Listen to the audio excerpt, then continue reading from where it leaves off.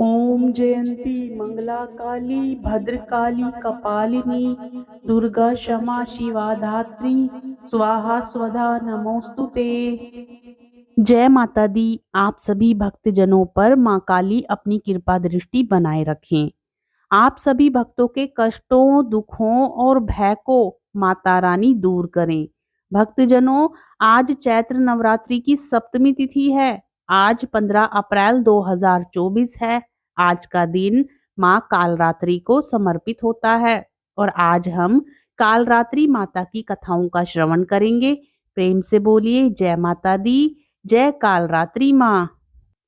श्रीमद् देवी भागवत पुराण के अनुसार शुंभ और निशुंभ दो असुर भाई थे जो भगवान ब्रह्मा से वरदान प्राप्त करने में कामयाब रहे कि उन्हें किसी भी पुरुष द्वारा नहीं मारा जाएगा, चाहे वह इंसान हो या पशु पक्षी आदि, लेकिन केवल एक महिला द्वारा ही उन्हें मारा जा सकेगा।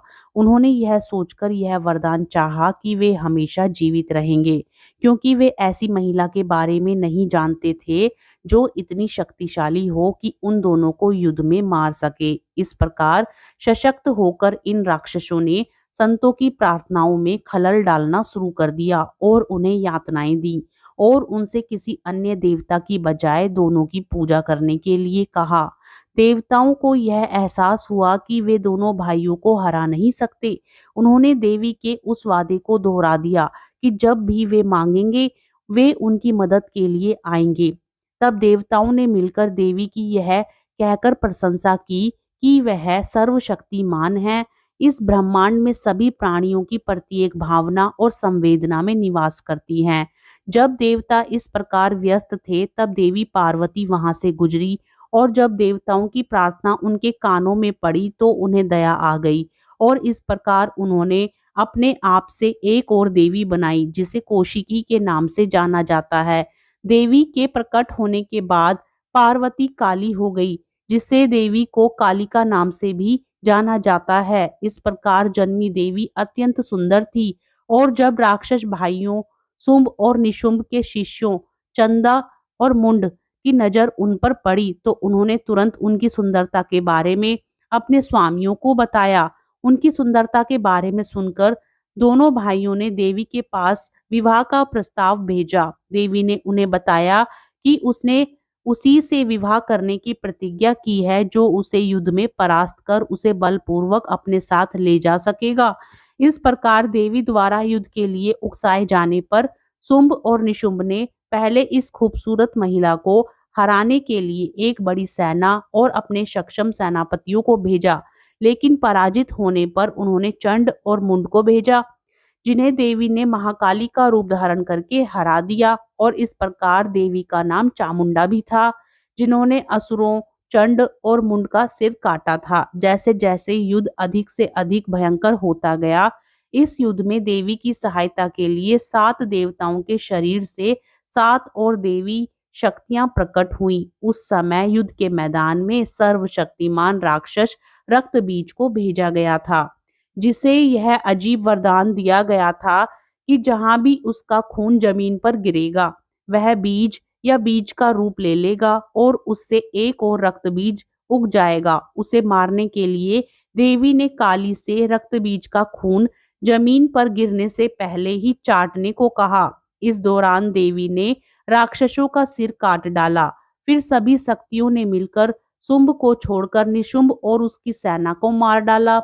जब शुंभ को एहसास हुआ कि वह अधिक संख्या में है तो उसने देवी को ताना मारा कि वह अकेली ही उसे नहीं हरा सकती है और ऐसा करने के लिए उसे 7 अन्य देवी देवताओं की मदद की आवश्यकता है। देवी क्रोधित हो गई और उन्होंने सभी शक्तियों को अपने में समाहित कर लिया और अकेले ही शुंभ को मार डाला और इस तरह दुनिया को बुराई से मुक्त कर दिया।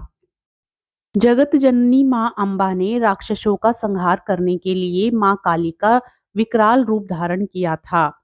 दारुक नामक राक्षस ने ब्रह्मा जी को प्रसन्न करने के लिए कड़ी तपस्या की। उससे प्रसन्न होकर ब्रह्मा जी ने उसे वरदान दिया कि उसकी मृत्यु केवल महिला के हाथों से होगी, अन्य कोई भी उसे मार नहीं पाएगा। वो राक्षस ब्रह्मा जी के वरदान का गलत फायदा उठाने लगा और उसने सारे ब्राह्मणों, संतों और देवताओं का जीना मुश्किल कर दिया। उसने अपनी शक्ति से सारे अनुष्ठान बंद करवा दिए और स्वर्ग पर अपना राज जमा कर बैठ गया। सारे देवता उससे लड़ने गए पर निराश होकर वापस लौट आए। तब ब्रह्मा जी ने बताया, ये राक्षस सिर्फ किसी स्त्री के हाथों ही मारा जाएगा। सारे देवता मिलकर भगवान शिव के पास मदद की गुहार लगाने पहुंचे।